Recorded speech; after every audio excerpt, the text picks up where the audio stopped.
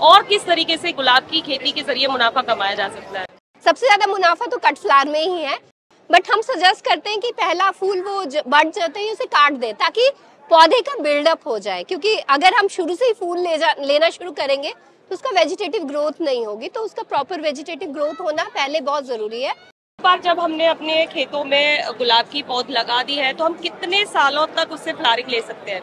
तो लगाने से पहले फार्मर्स को ध्यान रखना है कि कहाँ मुझे मार्केटिंग करना है, किसको मुझे टारगेट करना है। पारंपरिक खेती से किसान अभी हटना नहीं चाहता क्योंकि उसे डर लगता है मुनाफा ना मिलने का, लेकिन गुलाब की खेती एक ऐसी खेती है जो आपको सालों साल तक एक बार लगाने के बाद बार बार मुनाफा देती रहेगी। आखिर वो कैसे मुनाफा देगी, कैसे आप गुलाब की खेती कर सकते हैं, इसकी पूरी जानकारी के लिए आज हम पहुंच गए हैं पूसा कृषि वैज्ञानिक मेले के अंदर, और जहां हम सीधे आपको बागवानी विशेषज्ञ साइंटिस्ट से आपको मिलवाने वाले हैं जो हमें पूरी जानकारी देंगी कि आखिर किस तरीके से कौन सी किस्म के साथ हमें गुलाब की खेती की शुरुआत करनी चाहिए और कैसे हम मुनाफा ले सकते हैं। तो ज्यादा देरी न करते हुए मिलते हैं और लेते हैं पूरी जानकारी। इससे पहले यदि अभी तक आपने अपने YouTube चैनल यूनिक फार्मिंग को सब्सक्राइब नहीं किया है तो अभी सब्सक्राइब करें, साथ ही बेल आइकन भी दबाएं ताकि आगे आने वाली वीडियोस की नोटिफिकेशन आपको मिलती रहे। नमस्कार मैम। हाय। इससे पहले आपने बहुत अच्छी जानकारी हमें दी थी गेंदे को लेकर। आपने सभी किस्मों के बारे में बताया, कैसे उगाना है, कैसे क्या करना है। इन द सेम वे अभी हम चलते हैं गुलाब के ऊपर, है ना। मैं आपसे ये जानना चाहती हूँ कि फिलहाल ऐसी कौन कौन सी किस्में हैं आपके पास जिन्हें किसान आसानी से उगा सकते हैं और बहुत अच्छा मुनाफा कमा सकते हैं? तो गुलाब एक ऐसा फूल है जो सबको ये बहुत पसंद है। इसकी ब्यूटी देख के ही सब आकर्षित हो सकते हैं। आप हमारी स्टॉल देख सकते हो कि तरह तरह के गुलाब है। तो हाँ, गुलाब की अगर हम बात करते हैं तो डिफरेंट किस्म के गुलाब होते हैं। कुछ जो गुलाब है वो कट फ्लावर के रूप में यूज होते हैं, जिनको आप फ्लावर अरेंजमेंट या और अन्य उसके लिए यूज कर सकते हो। इसके अलावा वो हाइब्रिड टी होता है, और किसान के पास अगर पॉली हाउस है या हल्का शेड नेट है तो उसके अंदर वो हाइब्रिड टी गुलाब उगाकर उनको एज अ कट फ्लावर के रूप में बेच सकते हैं। बट जब कट फ्लावर के लिए ग्रो करना है तो उसमें जो स्टेम लेंथ है वो बहुत इंपॉर्टेंट है। तो सभी किसान जो है कट फ्लावर के लिए गुलाब का उगा नहीं सकते। तो इसलिए हम सजेस्ट करेंगे कि गुलाब का वो लूज फ्लावर पर्पस या फिर ऑयल पर्पस उनको ग्रो करें। तो हम अगर बात करते हैं अलीगढ़ एरिया, कन्नौज एरिया, पुष्कर, तो यहाँ पर थोड़ा ड्राई क्लाइमेट है और वहाँ पर लोग लार्ज अमाउंट में ऑयल पर्पस से गुलाब की खेती कर रहे हैं। कन्नौज, हल्दीघाटी, ये जो एरिया है, अलीगढ़ एरिया है, बहुत लार्ज स्केल पर उसमें ऑयल पर्पस से। तो डेमास्कन बॉर्बन रोज की कुछ किस्में हैं, ज्वाला है, हिमरोज है, जिनसे कि ऑयल निकलता है। तो मेरे हिसाब से किसान अगर, क्योंकि ऑयल के लिए अगर उगाना चाहें तो बहुत ही इजी वे में उगा सकता है और उसमें ज़्यादा रख रखाव की भी ज़रूरत नहीं होती है। तो ऑयल पर्पस या लूज फ्लावर पर्पस, तो लूज फ्लावर के लिए हमारी दो वैरायटी है, पूसा अल्पना और रोज शरबत।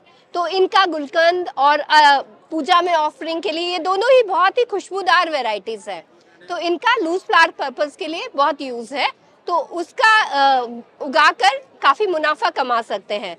जनरली जब आपने लूज फ्लावर के लिए उगाना है तो कटिंग से आप उसकी कटिंग कहीं अगर ऑलरेडी कोई किसान कर रहा है तो उससे भी प्राप्त कर सकते हैं, या हम लोग भी पूसा कृषि अनुसंधान से भी आप इसकी कटिंग या फिर हम तैयार पौधे भी प्रोवाइड करते हैं। ठीक है। और लगाना है अगर यूपी एरिया है या नॉर्दर्न प्लेन की बात करते हैं तो अक्टूबर नवंबर जो है इसको लगाने के लिए उपयुक्त समय है, उस टाइम लगाना है।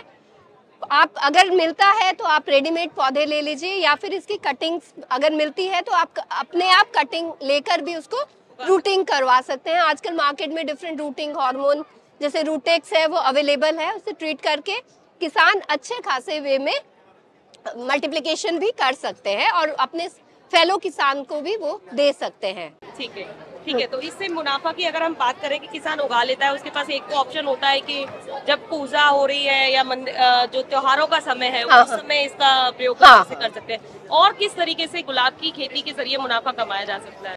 अगर मैं पहले ही बात की, अगर आप चाहते हैं तो cut flower purpose, but cut flower के लिए जो एरिया सुटेबल है जहाँ पर थोड़ा माइल्ड क्लाइमेट है, मैं नहीं सजेस्ट करूंगी कि नॉर्थर्न एरिया में जैसे दिल्ली एरिया है या यूपी में वहाँ पर ओपन में गुलाब की खेती नहीं कर सकते हैं cut flower purpose, but oil purpose और अदर पर्पस वो लूज फ्लावर पर्पस वो आसानी से गुलाब उगा सकते हैं। सबसे ज्यादा मुनाफा तो कट फ्लावर में ही है, बट उसके लिए किसान को protected structure like poly house, green house, जिसमें कि वो टेम्परेचर कंट्रोल कर सके, उसकी जरूरत होती है। पर अगर कोई किसान नागपुर पुणे एरिया में है तो वहाँ वो लो कॉस्ट पॉली हाउस में भी रोज उगाकर काफी मुनाफा कमा सकता है। जैसे कि आपने बताया कि जो ऑल पर्पस जो आपकी वैरायटीज है, आपने बताया अक्टूबर के मंथ में आई थिंक इनका जो कटिंग लगा सकते हैं या उनके पौधे लगते हैं। कितने दिनों बाद वो उस पर फ्लावरिंग शुरू हो जाएगी? शुरू में क्या है, देखो आप अक्टूबर नवंबर में लगाओगे तो फेब मार्च में एक छोटा सा फूल आ जाएगा उसमें, बट हम सजेस्ट करते हैं कि पहला फूल वो बढ़ जाते ही उसे काट दे ताकि पौधे का बिल्डअप हो जाए, क्योंकि अगर हम शुरू से ही फूल लेना शुरू करेंगे तो उसका वेजिटेटिव ग्रोथ नहीं होगी, तो उसका प्रॉपर वेजिटेटिव ग्रोथ होना पहले बहुत जरूरी है। तो नेक्स्ट ईयर ऑनवर्ड या 2 ईयर ऑनवर्ड आप अच्छे से उसमें फूल लें, तब तक उसको प्रूनिंग करके उसका वेजिटेटिवली उसको ग्रो करने दें। शुरू में हमारी कोशिश करनी है कि हमें ब्रांचेस हाँ सख्त ब्रांचेस, और इसके अलावा इसमें प्रूनिंग बहुत इंपॉर्टेंट ऑपरेशन है, और प्रूनिंग का जो सही टाइम है वो भी अक्टूबर नवंबर है नॉर्दर्न प्लेन्स में। अगर हिल्स है तो फेब मार्च में कर सकते हैं, परंतु अगर बैंगलोर एरिया या माइल्ड क्लाइमेट है वहाँ साल में कभी भी आप कर सकते हैं, फूल जब ओवर हो जाए। तो प्रॉपर प्रूनिंग करके, प्रूनिंग जब करते हैं उसका भी एक पर्पस है, एक तो पौधे का अच्छा स्ट्रेचर बनेगा, ब्रांचिंग का प्रॉपर यूनिफॉर्म स्पेसिंग होगी, लाइट अच्छी आएगी और उससे फ्लावर क्वालिटी अच्छी होगी। पर क्या है, किसान को प्रूनिंग करने का प्रॉपर मेथड नहीं पता होता है, उनका जो ब्रांचेस है इंटरलॉकिंग हो जाती है, प्रॉपर उसमें लाइट नहीं जा पाती है, तो उससे उनके फ्लावर क्वालिटी अफेक्ट होती है। तो proper pruning and training in rose बहुत ज्यादा जरूरी है। ठीक है, प्रूनिंग के बाद जैसे आपने बोला कि 1 या 2 साल बाद फ्लावरिंग नहीं, प्रूनिंग तो हर साल ही करनी पड़ती है। हर साल का एक वो रेगुलर ऑपरेशन है जिसमें आपको डेड ब्रांचेस है, डिजीज ब्रांचेस है, क्रिस क्रॉस ब्रांचेस जो एक दूसरे को टकरा रही है, वो सब हटानी पड़ेगी। तो एक बार जब हमने अपने खेतों में गुलाब की पौध लगा दी है तो हम कितने सालों तक उससे फ्लावरिंग ले सकते हैं? डिपेंड करता है, 8 से 10 साल तो आराम से आप एक रोज के पौधे को रख सकते हैं, बट आपको लगता है कि अगर हमारा पौधा अभी भी हेल्दी है तो आप और भी 10-12 साल आराम से रोज का एक पौधा, क्योंकि ये पेरेनियल फ्लावर है। एग्जैक्टली, जैसे कि अपने क्षेत्र है ज्यादातर गेहूं, बाजरा, जौ, ऐसी चीजें होगी, हम वो लोग उगाते हैं। किसान थोड़ा सा डर रहा है अभी ना बागवानी करने से, स्पेशली फूलों की बागवानी करने से। उसका क्या कारण मानती हैं आप, और किस तरीके से आप मोटिवेट करना चाहेंगी कि वो भी उससे भी मुनाफा कमा सकते हैं? तो सबसे ज्यादा तो है मार्केटिंग का इशू है, क्योंकि फूल क्या है, अगर हम बात करते हैं जो हमारा गेहूं बाजरा है उसमें क्या है, हार्वेस्टिंग करके किसान कुछ दिन स्टोर कर सकता है, पर फूल क्या है, जिस टाइम आपने तोड़े हैं या काटे हैं उसी टाइम उसको उसी टाइम बेचना पड़ेगा, क्योंकि आप 1-2 दिन भी डिले होगे तो आप फूल आपके सारे ही खराब होने का स्कोप रहता है। तो लगाने से पहले फार्मर्स को ध्यान रखना है कि कहाँ मुझे मार्केटिंग करना है, किसको मुझे टारगेट करना है। तो वो मार्केटिंग की वजह से ही मुझे लगता है मेजर इशू है कि किसान जो है फूलों की खेती करने से डरता है। Secondly, technical know how, farmers को पता नहीं है कि कैसे उगाना है, क्योंकि उनके लिए बिल्कुल नया है। बाजरा और गेहूं सदियों से चला आ रहा है, लोग आराम से कर रहे हैं, बट फूलों की खेती में थोड़ा सा उससे अलग है।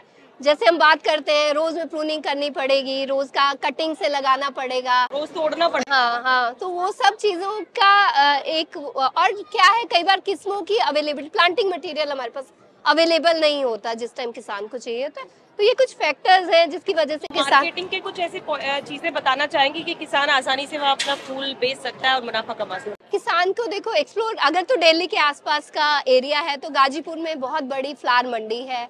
इसके अलावा भी आजकल हर शहर में कुछ ना कुछ फूलों का जो है प्रचलन बहुत बड़ा है। अगर हम बात करते हैं एक शादी का, तो लोग बहुत ज़्यादा स्पेंडिंग जो है फ्लावर्स पे करते हैं। पहले तो सिर्फ एक गाड़ी सजा देते थे, फ्लावर का हो जाता था, बट आजकल मुझे लग रहा है कोई लोग तो 1.5-2 लाख से भी ज़्यादा जो है फ्लावर डेकोरेशन मैरिज पर्पस में मतलब लोग करते हैं। तो छोटे छोटे शहरों में भी मार्केट इस्टेब्लिश हुई है, तो वो अपने शहर में जाए, एक्सप्लोर करे, या कुछ बायबैक स्कीम में उसके थ्रू वो एक्सप्लोर करें कि मुझे बेचना कहाँ है प्रोडक्ट। मुझे ऐसा लगता है कि जैसे गुलाब जल हो गया, ऑयल की बात हो रही थी, ऑयल हो गया, गुलकंद हो गया, बहुत सारी ऐसी प्रोडक्ट, वैल्यू एडेड प्रोडक्ट्स है। इवन आजकल जो है, जो स्पेंट जो रोजेज होते हैं जो मंदिरों में चढ़ाते हैं, उससे भी धूप बत्ती, अगरबत्ती, सो वेस्ट, फ्लावर वेस्ट से वैल्यू एडिशन की जा रही है। ठीक है, ठीक है। अच्छा, किसान सीधे आप लोगों से जुड़ना चाहे, जैसे आपने बोला कि प्रॉपर ट्रेनिंग उनके पास नहीं होती है, तो वो किस तरीके से ट्रेनिंग ले सकते हैं? हम लोग टाइम टू टाइम कुछ किसान का जो है ट्रेनिंग करते हैं, मालियों की ट्रेनिंग करते हैं। तो आपको क्या है, आपको भारतीय कृषि अनुसंधान संस्थान में थोड़ा सा एक्सप्लोर करना पड़ेगा, बात करनी पड़ेगी। हमारा पुष्प विज्ञान ट्रेनिंग के लिए या जानकारी के लिए किसान कभी भी आए तो बहुत सारे वैज्ञानिक हैं, वो उनको जानकारी देने के लिए हमेशा तैयार है। ठीक है। तो दोस्तों, मुझे ऐसा लगता है कि जिन भी किसान भाइयों को पारंपरिक खेती से हटकर गुलाब की खेती शुरू करनी है, उससे रिलेटेड हमने सारी जानकारियां देने की कोशिश की है। फिर भी आप चाहते हैं कि कोई और चीज जानना चाहते हैं तो आप हमारे कमेंट बॉक्स में पूछ सकते हैं। वीडियो पसंद आई है तो वीडियो को लाइक और शेयर करें, चैनल को सब्सक्राइब करना ना भूलें। धन्यवाद।